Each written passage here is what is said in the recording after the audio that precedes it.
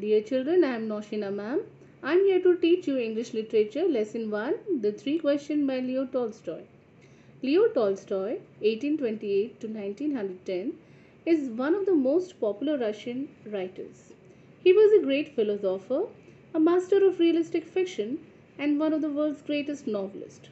Tolstoy is best known for his two longest works, War and Peace and Anna Karenina. His writings are marked by great faith in God and respect for moral values. Three Question is a short story which deals with the question which a king wanted to know so that he would never fail in his life. In the short story Three Question, Leo Tolstoy explores the theme of wisdom, acceptance, kindness, and forgiveness. The story is about a king who wants to know the answer of the three questions so as to get enlightenment.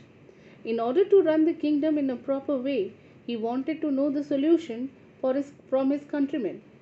He disguised means changing his clothing and changing his look. He disguised himself and then went on to find solution to his question. The hermit tells the king that all the answers are within himself. By helping the wounded man and by spending time with the hermit, he gets to know the answer to his question, which he got through self realization. He learned to do good to others without thinking about own self. So, children, let us start with the first page. Uh, Give a thorough reading to the first page while I'll summarize these lines. And here we start.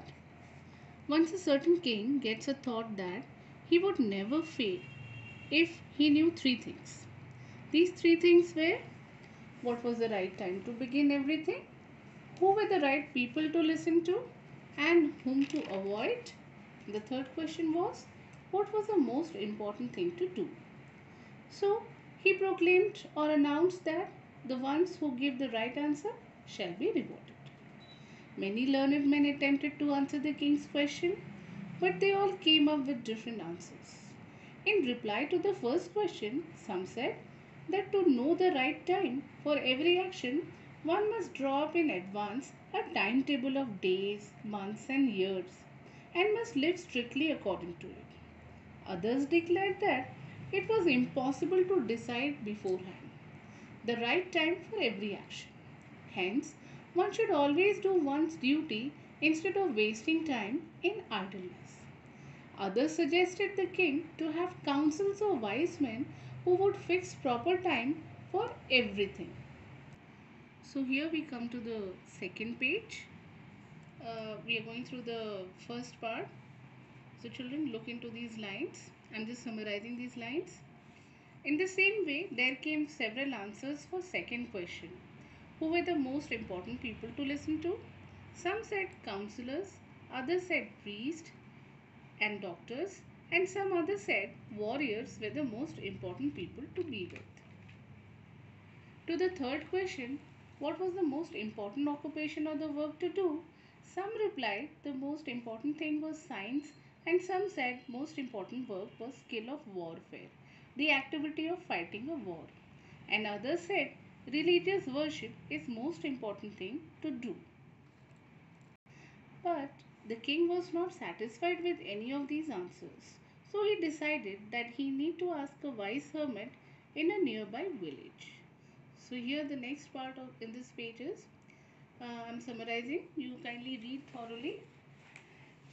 The hermit lived in the wood and would only see common people, however.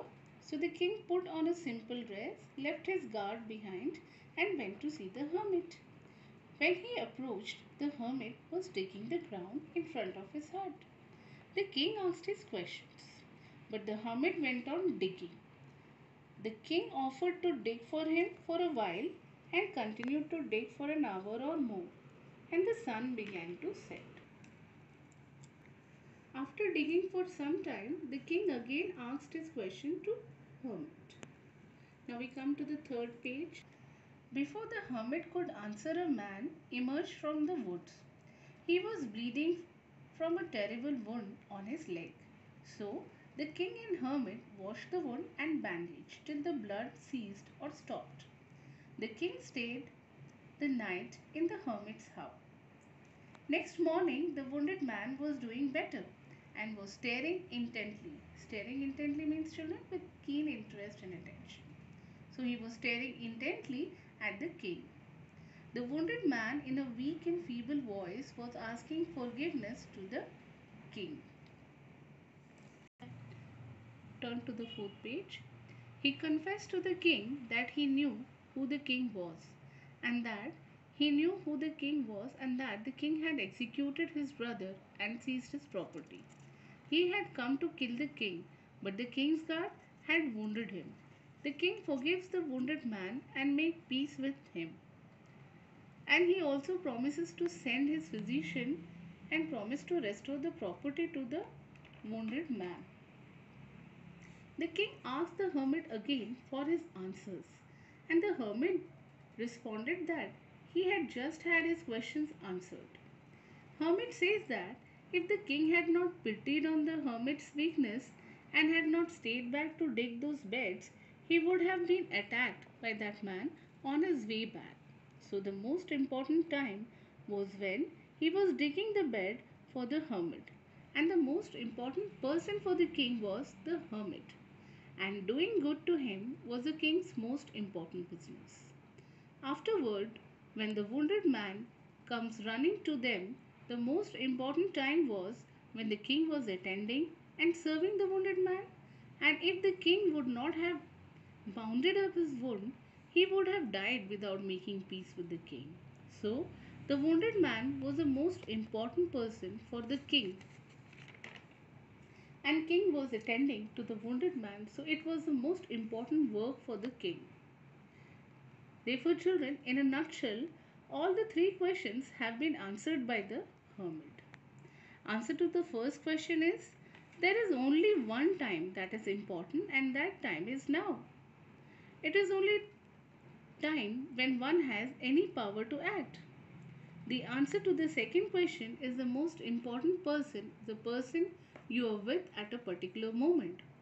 And the third answer is, the most important thing to do is to do good, because for that purpose alone are we sent into this life. The moral of the story is to live in the present moment rather than grumbling about the past and being anxious about tomorrow. We ought to consider every person we meet in the moment as significant beings, whether it is poor or a rich man. So here we come to the end of this lesson. Thank you and have a nice day.